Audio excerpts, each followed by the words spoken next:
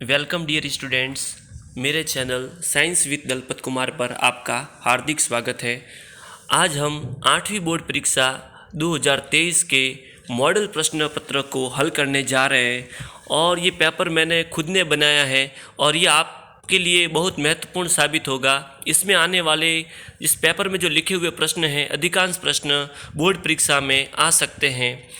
शुरुआत करते हैं अपन इस पेपर की। इस पेपर का टाइम रहेगा 2.5 घंटे और 80 नंबर का पेपर है आपके। और सबसे पहले शुरुआत करते हैं। आपके 3 प्रश्न आएंगे, वो वस्तुनिष्ठ प्रश्न आएंगे, यानी कि अबसद वाले प्रश्न आएंगे। प्रश्न नंबर फर्स्ट, निम्नलिखित में से संश्लेषित रेशे हैं? अ रेयॉन, ब नायलॉन, स पॉलिएस्टर, द उपरोक्त सभी। तो इसका उत्तर होगा द उपरोक्त सभी। उसके बाद में दूसरा प्रश्न, निम्नलिखित में से अक्षय प्राकृतिक संसाधन है? कोयला, पेट्रोलियम, प्राकृतिक गैस, सूर्य का प्रकाश। हमें पता है कि अक्षय का मतलब जिसका कभी क्षय नहीं हो, यानी जो कभी समाप्त नहीं हो। तो हमें पता है कि सूर्य का प्रकाश है, वो कभी समाप्त नहीं होगा, इसलिए अक्षय प्राकृतिक संसाधन होगा सूर्य का प्रकाश। राइट आंसर है इसका ऑप्शंस द। उसके बाद में पेट्रोल जैसे ज्वलनशील पदार्थों में लगी आग को बुझाने में उपयोगी है, यानी पेट्रोल जैसे पदार्थों में यदि आग लगती है तो बुझाने के लिए किसका उपयोग करते हैं? ऑप्शंस अ जल, ऑप्शंस ब कार्बन डाइऑक्साइड यानी CO2, ऑप्शन स ऑक्सीजन, या ऑप्शंस द इनमें से कोई नहीं। तो इसका राइट उत्तर होगा ऑप्शंस ब यानी कार्बन डाइऑक्साइड, CO2 गैस। 3 प्रश्न हो गए वस्तुनिष्ठ और 3 प्रश्न आएंगे आपके सत्य असत्य वाले। सत्य है तो टी लिखना है, असत्य हो तो एफ लिखना है। टी का मतलब ट्रू, एफ का मतलब फॉल्स। चौथा प्रश्न है, हाइड्रा में अलैंगिक जनन मुकुलन विधि द्वारा होता है। यह बात क्या है? सत्य है। सत्य है इसलिए आएगा टी। उसके बाद में 5वां प्रश्न है, इंसुलिन हार्मोन की कमी से मधुमेह रोग होता है, यानी कि डायबिटीज होती है। यह बात सत्य है इसलिए आएगा टी। उसके बाद में 6ठा प्रश्न है, भूकंप आने के समय तथा स्थान की भविष्यवाणी की जा सकती है। तो इसका उत्तर है फॉल्स, यानी असत्य है। हम भूकंप आने के समय और स्थान की भविष्यवाणी नहीं कर सकते। हम पहले से पता नहीं लगा सकते कि इस टाइम पर और इस स्थान पर भूकंप आएगा। क्यों? क्योंकि पृथ्वी के अंदर बहुत सारी परतें हैं जो हमेशा गति करती रहती है। पृथ्वी गति करती है, पृथ्वी के साथ में प्लेटें भी गति करती है, और पृथ्वी की प्लेटें यदि ये टकराती है या एक दूसरे के ऊपर फिसलती है तब भूकंप आता है। इसका मतलब अपन भूकंप आने की जो भविष्यवाणी है वो नहीं कर सकते। 7वां प्रश्न, आदर्श ईंधन की 2 विशेषताएं लिखिए। आदर्श ईंधन पूछे या अच्छा ईंधन पूछे, इसकी विशेषताएं अपने किताब में 5 लिखी हुई है। मैं 5 विशेषताएं बोल रहा हूँ, 5 में से कोई भी 2 विशेषताएं आपको लिखनी है। अच्छा ईंधन वह है जो आसानी से उपलब्ध हो, यानी अपन को आसानी से मिल जाए। दूसरा है वह ईंधन सस्ता हो। तीसरी बात, वायु में उसका आसानी से दहन होता हो या वायु में आसानी से जलता हो। चौथी बात, अधिक मात्रा में ऊष्मा उत्पन्न करता हो। और 5वीं बात, लास्ट बात है कि जलने के बाद कोई अवांछनीय पदार्थ नहीं छोड़ता हो। ठीक है, ये होगी आदर्श ईंधन की 5 विशेषताएं मैंने बोली है। इसमें से 2 विशेषताएं कोई भी याद कर लेना। 8वां प्रश्न है, आंतरिक निषेचन के 2 उदाहरण लिखिए। तो इसके 4 उदाहरण मैंने लिखे हैं, मनुष्य, गाय, कुत्ता, मुर्गी। इन 4 में से कोई भी 2 आप लिख सकते हो। आंतरिक निषेचन का मतलब वह निषेचन जो मादा के शरीर में होता है, यानी शरीर के अंदर होता है, उसे कहते हैं आंतरिक निषेचन। उसके बाद में 9वां प्रश्न है, थायरोक्सिन हार्मोन की कमी से कौन सा रोग होता है? तो इसका उत्तर है गोइटर। 10वां प्रश्न है, तड़ित चालक का नामांकित चित्र बनाइए, जो पिछली बार बोर्ड परीक्षा में भी आया था। तड़ित चालक का नामांकित चित्र बना हुआ है, जो आप आराम से व्यवस्थित तरीके से इसको देख लो। ठीक है, तड़ित चालक क्या होता है? जैसे कि आपके सामने ये घर बना हुआ है, घर के ऊपर एक वाय आकार का तार लगाते हैं जिसे कहते हैं तड़ित चालक, और इस तार का संपर्क जमीन के नीचे रखी तांबे की प्लेट से होता है। किसी कारणवश यदि तड़ित इसके ऊपर गिरती है तो तड़ित का पूरा आवेश है वो जमीन के अंदर चला जाता है। यह है तड़ित चालक। उसके बाद में अगला प्रश्न आपके सामने है, सौर परिवार के सबसे छोटे व सबसे बड़े ग्रह का नाम लिखिए। सौर परिवार का सबसे छोटा ग्रह है बुध। बुध ग्रह सबसे छोटा ग्रह भी है और यह सूर्य के पास में भी है। और सबसे बड़े ग्रह का नाम है बृहस्पति। इसका नाम भी बड़ा है और यह ग्रह भी बड़ा है। 12वां प्रश्न, नाइट्रोजन चक्र का चित्र बनाइए। नाइट्रोजन चक्र का चित्र बना हुआ है, ध्यान से देखना इसको मैं साथ में समझा भी रहा हूँ। देखो, नाइट्रोजन चक्र, किसी भी के पीछे चक्र नाम आता है, इसका मतलब जहाँ से शुरुआत होती है वो वहीं पर क्या होता है, समाप्त। वायुमंडल में नाइट्रोजन गैस होती है 78%, ठीक है, लेकिन इनका पेड़ पौधे सीधे उपयोग नहीं कर सकते हैं। इसलिए वायुमंडल में, देखो मैं पहला स्टेप समझा रहा हूँ, नंबर फर्स्ट 12 वाला, वायुमंडलीय नाइट्रोजन का जीवाणु व नीले हरे शैवाल द्वारा स्थिरीकरण। यानी क्या करते हैं, वायुमंडल में जीवाणु और नीले हरे शैवाल होते हैं, वो इस नाइट्रोजन गैस का स्थिरीकरण करते हैं और स्थिरीकरण करके नाइट्रोजन के यौगिकों में बदल देते हैं। तो ये नाइट्रोजन के यौगिक मिट्टी में आ जाते हैं। उसके बाद में मिट्टी में से पेड़ पौधे इन नाइट्रोजन के यौगिकों का अवशोषण करते हैं। ठीक है, अब देखो, पहले नाइट्रोजन थी वायुमंडल में, अब वो आ गई पेड़ पौधों के शरीर में। अब पेड़ पौधों के शरीर का कोई भी भाग जंतु खाता है, ठीक है, तो नाइट्रोजन चली जाती है जंतु के शरीर में। फिर यदि जंतु उत्सर्जन करता है, ठीक है, मलमूत्र का त्याग करता है या जंतुओं की मृत्यु होती है, तो नाइट्रोजन अपशिष्ट उत्पन्न होते हैं और नाइट्रोजन अपशिष्ट से वापस नाइट्रोजन के यौगिक बनते हैं और वो पेड़ पौधों के शरीर में चले जाते हैं। दूसरी साइकिल है, इसमें दूसरा भाग है इस साइकिल का, तड़ित द्वारा नाइट्रोजन का स्थिरीकरण। यानी आकाश के अंदर बिजली चमकती है तब भी नाइट्रोजन है, नाइट्रोजन गैस के रूप में होती है, वो ऑक्सीजन से क्रिया करती है तो नाइट्रोजन के यौगिक बनते हैं और नाइट्रोजन के यौगिक आ जाते हैं मिट्टी के अंदर और पेड़ पौधे इन्हें क्या करते हैं, ग्रहण करते हैं। अब लास्ट स्टेप में क्या होता है कि जो वायुमंडल में नाइट्रोजन के यौगिक हैं, उसको जीवाणु है वो नाइट्रोजन के यौगिकों को गैसीय नाइट्रोजन में बदल देते हैं और नाइट्रोजन गैस वापस वायुमंडल में चली जाती है। यानी वायुमंडल से जो नाइट्रोजन गैस मिट्टी में आई थी, पेड़ पौधों और जंतुओं के शरीर में गई थी, वो लास्ट में वापस नाइट्रोजन गैस के रूप में बदलकर वायुमंडल में चली जाती है। उसके बाद में अगला प्रश्न है 13वां प्रश्न, एक उत्तरदायी नागरिक के लिए 5R सिद्धांत लिखिए। यानी 5R सिद्धांत। 5R सिद्धांत में पहला सिद्धांत है कम उपयोग करिए, जिसको कहते हैं रिड्यूस। दूसरा है पुनः उपयोग करिए, रीयूज। तीसरा है पुनः चक्रित कीजिए, रीसाइकिल। चौथा है पुनः प्राप्त कीजिए, रिकवर। पांचवा है उपयोग मत करिए, रीफ्यूज। उसके बाद में अगला प्रश्न 14 नंबर प्रश्न है, नीचे दी गई सारणी में समूह फर्स्ट का समूह सेकंड से मिलान कीजिए। समूह फर्स्ट का समूह सेकंड से क्या करना है, मिलान।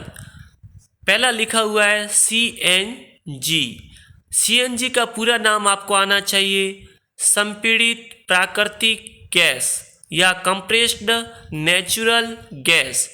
बहुत इंपॉर्टेंट नाम है सीएनजी की फुल फॉर्म आप याद कर लेना, परीक्षा के लिए वेरी वेरी वेरी इंपॉर्टेंट प्रश्न है। दूसरे नंबर पे है एलपीजी। एलपीजी का पूरा नाम है द्रवित पेट्रोलियम गैस, जिसको अंग्रेजी में कहते हैं लिक्विड या लिक्विफाइड पेट्रोलियम गैस। उसके बाद में तीसरे नंबर पर है काला सोना, जिसे काला सोना कहते हैं पेट्रोलियम को। जीवाश्म ईंधन, जीवाश्म ईंधन में आ गया कोयला व पेट्रोलियम, ये इसका हो गया सही मिलान। 15वां प्रश्न है नीचे लिखे गए वाक्यों की सत्यता को जांचकर सत्य या असत्य पर सही का निशान लगाइए। यानी सत्य है तो सत्य पर राइट का निशान, असत्य है तो असत्य पर राइट का निशान लगाना है। सतपुड़ा राष्ट्रीय उद्यान भारत का प्रथम आरक्षित वन है। ठीक है, ये बात सत्य है, इसलिए सत्य पर राइट का निशान लगाया है। रेड डाटा पुस्तक वह पुस्तक है जिसमें सभी संकटापन्न स्पीसीज का रिकॉर्ड रखा जाता है। ये भी बात क्या है, सत्य, इसलिए सत्य पर राइट का निशान लगाया है। डायनासोर एक संकटापन्न जंतु है, ये बात क्या है, असत्य है। असत्य है इसलिए अपन ने असत्य पर क्या लगाया है, राइट का निशान। वास्तव में डायनासोर है वो एक विलुप्त जंतु है। धीरे धीरे उपजाऊ जमीन का मरुस्थल में बदलना मरुस्थलीकरण कहलाता है, ये बात क्या है, राइट है, इसलिए सत्य पर मैंने राइट का निशान लगाया है। 16वां प्रश्न है पादप व जंतु कोशिका का नामांकित चित्र बनाइए। यदि इस प्रश्न पर 16वें नंबर प्रश्न पर यदि इनका चित्र आना बहुत इंपॉर्टेंट है, बहुत इंपॉर्टेंट चित्र है। यदि चित्र नहीं आएगा तो ये आएगा पादप व जंतु कोशिका में अंतर। ठीक है, 16वें प्रश्न का चित्र मैं आपको बता रहा हूँ। हाँ, 16वें प्रश्न का चित्र आपके सामने है। पादप कोशिका पहले नंबर पर बनी हुई है, वो है पादप कोशिका। दूसरे नंबर पर बनी हुई है जंतु कोशिका।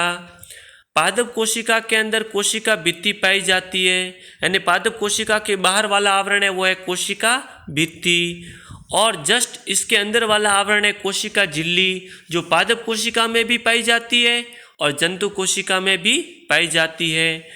दूसरे नंबर पर लिखा हुआ है रिक्तिका। रिक्तिका पेड़ पौधों में तो यानी पादप कोशिकाओं में तो बड़ी पाई जाती है और जंतु कोशिकाओं में छोटी पाई जाती है। और लिखा हुआ है केंद्रक। केंद्रक पादप कोशिका में परिधि की ओर होता है और जंतु कोशिका में केंद्रक होता है, वो मध्य में होता है। और कोशिका के अंदर जो द्रव्य होता है वो है कोशिका द्रव्य, जो पादप कोशिका में भी होता है और जंतु कोशिका में भी होता है।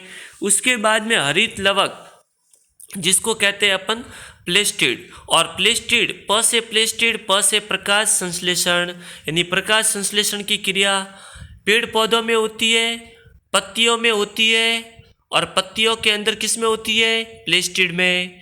यह हो गया पादप व जंतु कोशिका का चित्र। परीक्षा की दृष्टि से बहुत इंपॉर्टेंट है, पढ़कर जाना, याद कर जाना। अगला प्रश्न आपके सामने है पेशीय बल किसे कहते हैं, इसके दो उदाहरण लिखिए। यानी 17वां प्रश्न है पेशीय बल किसे कहते हैं। इसका बहुत सरल उत्तर है कि हमारी मांसपेशियों के द्वारा लगाए जाने वाले बल को पेशीय बल कहते हैं। पेशीय बल के दो उदाहरण बहुत सिंपल हैं, जैसे बस्ते को उठाते समय हमारे हाथों द्वारा लगाया जाने वाला बल, या पानी की बाल्टी को उठाते समय हमारे हाथों द्वारा लगाया जाने वाला बल। ठीक है, या घोड़ा गाड़ी खींचते समय घोड़े के द्वारा लगाया जाने वाला बल। ठीक है, 18वें प्रश्न का फर्स्ट प्रश्न है हमारे जूतों की तली खांचेदार क्यों बनाई जाती है। हमारे जो जूते होते हैं उसकी तली यानी तले वाला भाग होता है, नीचे वाला भाग होता है वो खांचेदार बनाया जाता है।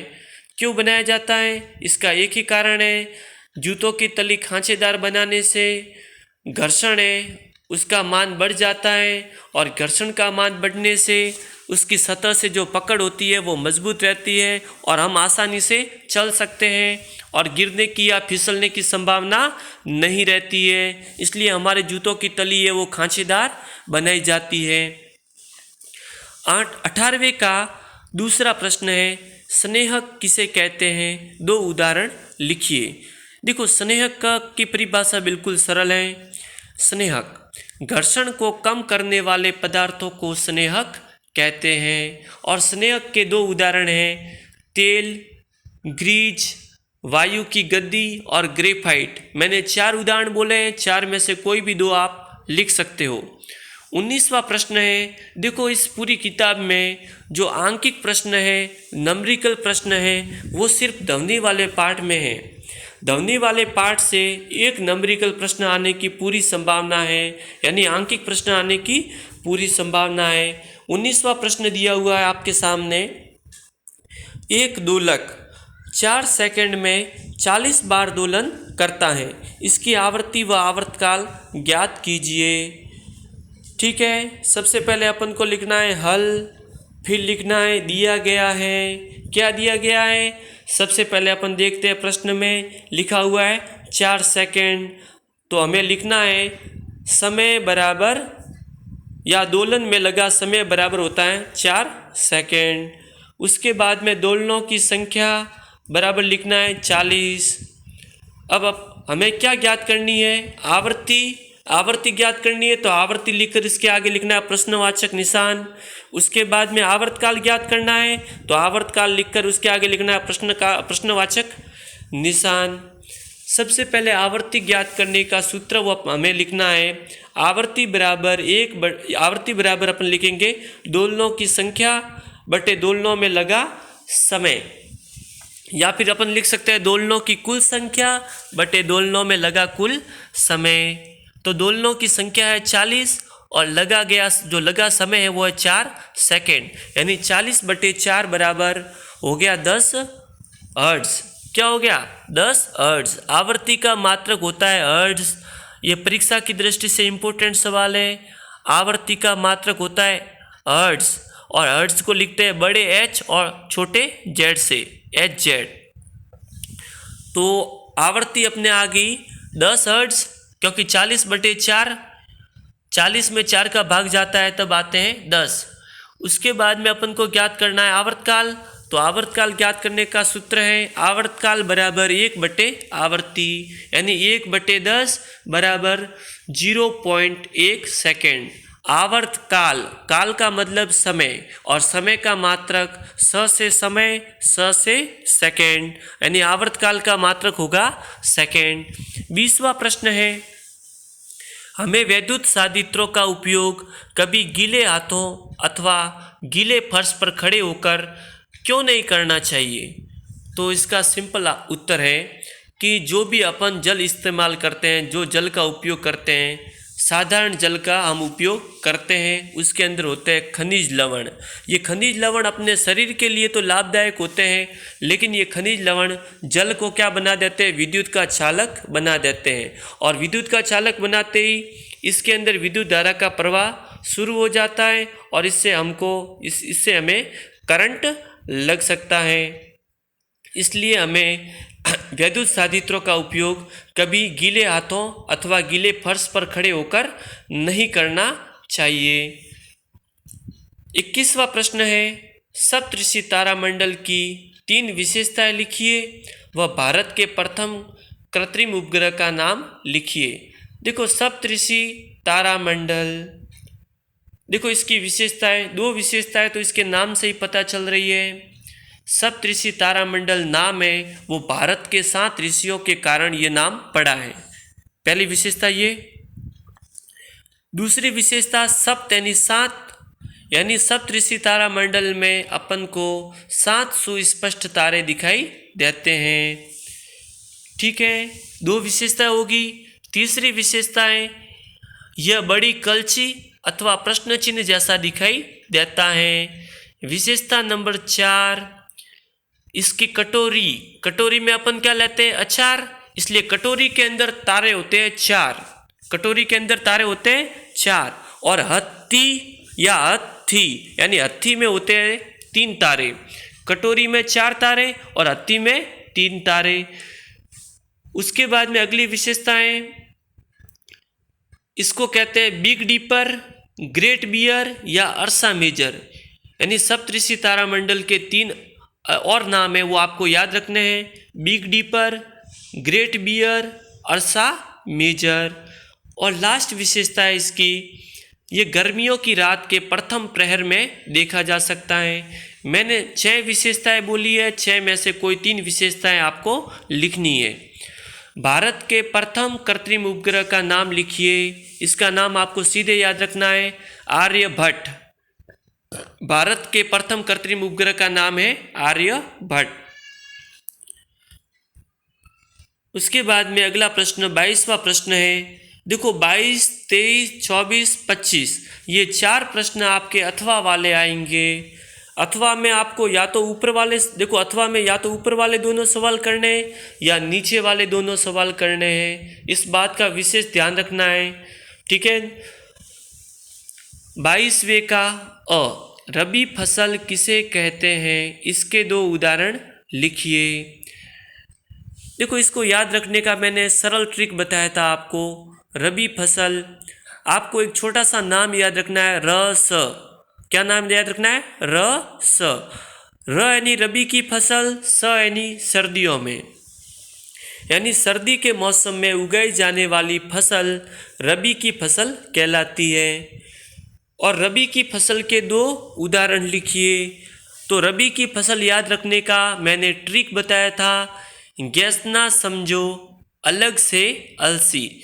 गे यानी गेहूँ, चना यानी चना, स यानी सरसों, म यानी मटर, जो यानी जौ, और अलग से याद रखना है नाम आपको अलसी। अलग से जो नाम याद रखना है वो रखना है अलसी। मैंने इतने नाम बोले, इनमें से कोई भी 2 नाम याद कर लेना या 2 उदाहरण याद कर लेना। अगला प्रश्न है, खाद व उर्वरक में कोई 4 अंतर लिखिए। ये परीक्षा की दृष्टि से बहुत इंपॉर्टेंट प्रश्न है। देखो इसको सरल भाषा में समझाता हूँ। सबसे पहले बात करते हैं खाद की। ख से खाद, ख से खेत, यानी खाद है वो खेतों में बनाई जाती है। तो उर्वरक है वो फैक्ट्रियों में बनाए जाते हैं। पहला अंतर ये हो गया। दूसरा अंतर है, खाद से मिट्टी को ह्यूमस प्राप्त होती है, बहुत अधिक मात्रा में ह्यूमस प्राप्त होती है, यानी खाद से मिट्टी को बहुत अधिक मात्रा में ह्यूमस प्राप्त होती है, लेकिन उर्वरक से मिट्टी को ह्यूमस प्राप्त नहीं होती। उसके बाद में खाद एक प्राकृतिक पदार्थ है जो गोबर एवं पौधों के अवशेष के विघटन से प्राप्त होता है। तो उर्वरक है वो मानव निर्मित एक लवण है, ठीक है। और लास्ट अंतर, चौथा अंतर है कि खाद में पादप पोषक है वो तुलनात्मक रूप से कम होते हैं, जबकि उर्वरक में पादप पोषक है जैसे कि नाइट्रोजन, फास्फोरस, पोटेशियम, NPK ये प्रचुर मात्रा में होते हैं। अगला प्रश्न है, खरीफ फसल किसे कहते हैं, इसके 2 उदाहरण लिखिए। खरीफ फसल, वर्षा ऋतु में उगाई जाने वाली फसल खरीफ फसल कहलाती है, ठीक है। और खरीफ फसल के उदाहरण है वो आपको याद रखने हैं, ठीक है। वो उदाहरण है धान, मक्का, सोयाबीन, मूंगफली, कपास, ये आपको याद रखने हैं। मैंने इतने नाम बोले, इनमें से ठीक है 2 नाम आपको याद रखने हैं। आगे बढ़ते हैं। सिंचाई की छिड़काव तंत्र विधि को नामांकित चित्र बनाकर समझाइए। छिड़काव अपन किससे करते हैं, फुहारों से करते हैं, यानी छिड़काव तंत्र को या फुहारा विधि को, इसका चित्र मैं आपको बता रहा हूँ। यह है छिड़काव तंत्र या फुहारा विधि का चित्र, बड़े ध्यान से देख लो, ठीक है। अब इस विधि के बारे में आपको बताता हूँ, छिड़काव तंत्र के बारे में बिल्कुल सिंपल समझाता हूँ। सबसे पहली बात, छिड़काव तंत्र विधि का उपयोग असमतल जमीन पर किया जाता है। कैसी जमीन? असमतल। दूसरी बात, इस विधि का इस्तेमाल वहाँ पर किया जाता है जहाँ पर पानी की बहुत कमी हो। पानी की बहुत कमी हो वहाँ पर इस विधि का यूज किया जाता है। तीसरी बात, इसमें जो सीधे खड़े हुए पाइप होते हैं उसके ऊपर वाले भाग में घूमने वाले नोजल लगे होते हैं। और ये जो खड़े हुए पाइप हैं, जो खड़े पाइप आपको दिख रहे हैं, वो मुख्य पाइप से जुड़े होते हैं और मुख्य पाइप में पंप की सहायता से ये जल भेजा जाता है। सबसे पहले देखो, मोटर से जो पानी आ रहा है वो मुख्य पाइप में आ रहा है, उसके बाद में खड़े पाइप में जा रहा है और खड़े पाइप में जो पानी ऊपर की ओर चढ़ेगा तो नोजल पर दबाव पड़ेगा और दबाव से नोजल इधर उधर घूमेंगे और पानी का छिड़काव होगा। छिड़काव तंत्र में पानी का छिड़काव पौधों पर इस प्रकार होता है जैसे कि बारिश हो रही हो, ठीक है। ये छिड़काव तंत्र है, लॉन है, कॉफी की खेती है या अन्य फसलों के लिए बहुत उपयोगी है। ये हो गया छिड़काव तंत्र।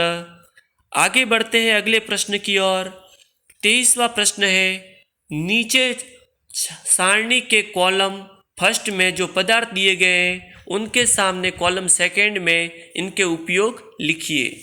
यानी कॉलम फर्स्ट में जो पदार्थ दिए हैं कॉलम सेकंड में इसके उपयोग लिखने हैं। सबसे पहले है गोल्ड या सोना। गोल्ड या सोने का उपयोग होता है आभूषण बनाने में या गहने बनाने में।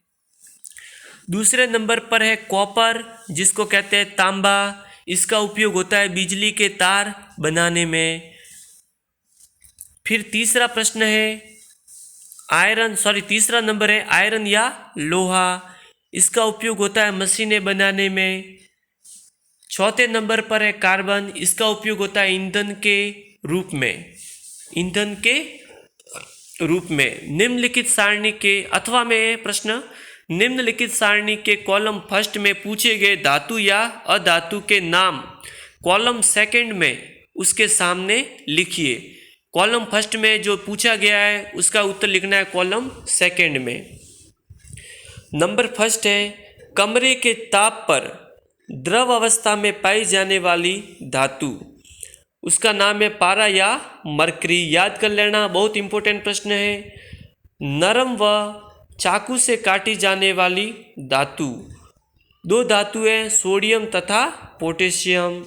जल में रखी जाने वाली अधातु, इसको याद रखने के लिए मैंने ट्रिक बताया था, फास्फोरस। रस किस में होता है? जल में, यानी रस हम किस में बनाते हैं? जल में, यानी फास्फोरस किस में रखेंगे? जल में। अगला प्रश्न है मिट्टी के तेल में रखी जाने वाली धातु, वो है सोडियम। ठीक है। 24वें का अ है मानव नेत्र की संरचना का नामांकित चित्र बनाइए। 4 नंबर का प्रश्न है, इसका चित्र आपके सामने मैं बता रहा हूँ। मानव नेत्र का ये चित्र है, ठीक है। ये बनाना है, चित्र बनाकर उसके साथ में उसको नामांकित भी आपको करना है। सबसे पहले जो सिंपल नेत्र लिखा बना हुआ है वो आपको बनाना है, उसके बाद में गोला करना है। गोला करके आपको ऐसे चित्र बनाना है।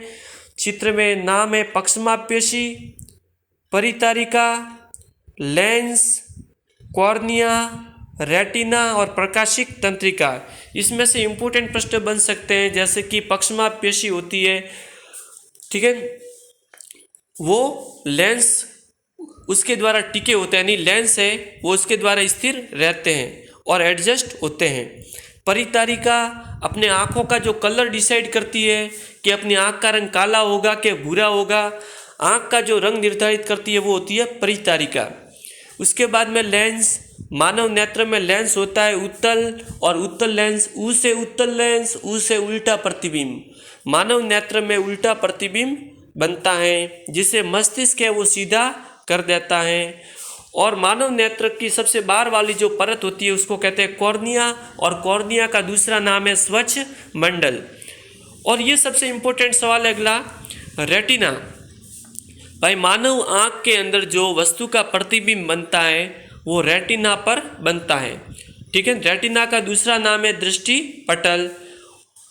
अगला है प्रकाशिक तंत्रिका, यहाँ से मैसेज अपनी मस्तिष्क तक जाता है। ये मानव नेत्र का चित्र बहुत इंपॉर्टेंट है, याद करके जाना। अगले प्रश्न की ओर आगे बढ़ते हैं। दुपहिया वाहन चलाते समय हेलमेट का उपयोग क्यों जरूरी है? यानी अपन दुपहिया वाहन टू व्हीलर व्हीकल चलाते हैं तो अपन हेलमेट का उपयोग क्यों करते हैं? ठीक है, इसकी दो बातें इम्पोर्टेंट है। यदि किसी कारणवश, नंबर फर्स्ट, यदि किसी कारणवश यदि कोई अचानक से दुर्घटना हो जाए तो हेलमेट यदि पहना हुआ है तो अपने सिर का बचाव हो जाएगा, पहली बात। दूसरी बात, मोटर यान अधिनियम 1988 के तहत यदि कोई बिना हेलमेट पहने व्हीकल चलाता है, दुपहिया वाहन चलाता है तो उसके लिए सजा का प्रावधान है। ठीक है, दुर्भाग्य की बात है कि अपने भारत देश में लोग मोबाइल खरीदते समय, जैसे 15,000 के मोबाइल खरीदते हैं, ठीक है ना, या मोबाइल खरीदते समय मोबाइल की सुरक्षा के लिए उस पर कवर लगाते हैं, ग्लास लगाते हैं, लेकिन अपने खुद की सुरक्षा के लिए हेलमेट नहीं लगाते हैं। दुपहिया वाहन चलाते समय हेलमेट नहीं लगाते हैं। वास्तव में हमें हेलमेट लगाने चाहिए क्योंकि अपनी सुरक्षा बहुत ज़रूरी है। जान है तो जहान है। ठीक है, जैसे कि अपने देश में लोग हेलमेट इसलिए लगाते हैं कि भाई चालान नहीं कटे, और बाहर वाले देश में हेलमेट लोग इसलिए लगाते हैं ताकि सिर नहीं फटे। ठीक है, इसलिए ये दुर्भाग्य की बात है। इसलिए हम आपको शिक्षित होना है, समझना है, दुपहिया वाहन चलाते हैं तब हेलमेट ज़रूर पहनना है, इससे अपनी सुरक्षा होती है। ये अपना बोझ नहीं है, सुरक्षा है। मैंने इसके बारे में डिटेल में बताया है, लेकिन आपको सीधे उत्तर ये लिखना है, दुपहिया वाहन चलाते समय हेलमेट का उपयोग क्यों ज़रूरी है। तो इसका 2 लाइनें लिखनी है आपको सिर्फ, कि भाई अचानक दुर्घटना हो जाए तो अपने सिर का बचाव हो जाता है। दूसरी बात, मोटर यान अधिनियम है 1988 के तहत यदि अपन बिना हेलमेट पहनकर अपने क्या कहते हैं मोटरसाइकिल चलाएं तो सजा का प्रावधान है। 24वें का अथवा वाला प्रश्न है, आपतन कोण तथा परावर्तन कोण का नामांकित चित्र बनाते हुए परावर्तन के 2 नियम लिखिए। ठीक है, इसका चित्र बना हुआ है, देखो आपके सामने है चित्र। सबसे पहले ऊपर वाली सतह बनानी है, फिर उससे 90 डिग्री का कोण बनाते हुए अभिलंब बनाना है। ठीक है, फिर आपको क्या करना है कि जो किरण आती है, मतलब अभिलंब से समान कोण बनाना है, इधर भी 30 डिग्री और इधर भी 30 डिग्री। चांदी के प्रयोग से आपको 2 समान कोण बनाने, यानी अभिलंब के इधर आपतन कोण भी 30 डिग्री बनाना है और परावर्तन कोण भी कितना बनाना है, 30 डिग्री। आप 40 डिग्री भी बना सकते हैं। देखो, इसको मैं सरल भाषा में एक ट्रिक से सिखाता हूँ कि आने वाली किरण, आपतित किरण, और आने वाली किरण से जो कोण बनता है उसको कहते हैं आपतन कोण। जो किरण आती है उसके साथ कोण आपतन कोण, जो किरण आई उसके साथ कोण आई, जो किरण बाहर उसके साथ कोण आर। ठीक है, आपतन कोण, जो किरण आती है उसके साथ आपतन कोण, जो जाती है टकराकर उसके साथ परावर्तन कोण। ये चित्र है और इस चित्र से अपन समझ सकते हैं परावर्तन के दोनों नियम। परावर्तन का पहला नियम है, आपतन कोण परावर्तन कोण के बराबर होते हैं। यदि आपतन कोण का मान 30 डिग्री तो परावर्तन कोण का मान भी 30 डिग्री। आपतन कोण का मान 40 डिग्री तो परावर्तन कोण का मान भी 40 डिग्री। ठीक है, पहला नियम क्या हो गया, आपतन कोण परावर्तन कोण के बराबर होते हैं, यानी आपतन कोण का मान परावर्तन कोण के बराबर होता है। दूसरी बात, आपतन कोण परावर्तन कोण तथा अभिलंब, या फिर अपन कह सकते हैं आपतित किरण, परावर्तित किरण और अभिलंब, तीनों एक ही तल के अंदर होते हैं। इन दोनों प्रश्नों के उत्तर मैंने बता दिए आपको। उसके बाद में अगला प्रश्न जो ब प्रश्न है 24वें का ब, सड़क दुर्घटना से बचाव के कोई 2 उपाय लिखिए। ठीक है, देखो इसमें अपन ज़्यादा से ज़्यादा लिख सकते हैं। जैसे पहला उपाय सड़क दुर्घटना से बचने का, यदि हम दोपहिया वाहन चला रहे हैं तो हेलमेट का प्रयोग करना है, और यदि हम 4 व्हीलर व्हीकल चला रहे हैं, 4 पहिया वाहन चला रहे हैं तो सीट बेल्ट का उपयोग करना है। ठीक है, एक बात का विशेष ध्यान रहे, हेलमेट का उपयोग जो दोपहिया वाहन चला रहा है उसको भी करना है, और जो पीछे बैठा व्यक्ति है उसको भी करना है। ठीक है, और सीट बेल्ट का उपयोग हम देखते हैं ज़्यादातर सीट बेल्ट का उपयोग ड्राइवर करता है, लेकिन 100% राइट आंसर इसका ये है कि जो ड्राइवर के साथ में जो बाकी सभी बैठे हैं पीछे वाले और ड्राइवर के जो बगल में बैठे हैं उन सबको सीट बेल्ट का उपयोग करना चाहिए। 100% राइट उत्तर ये है।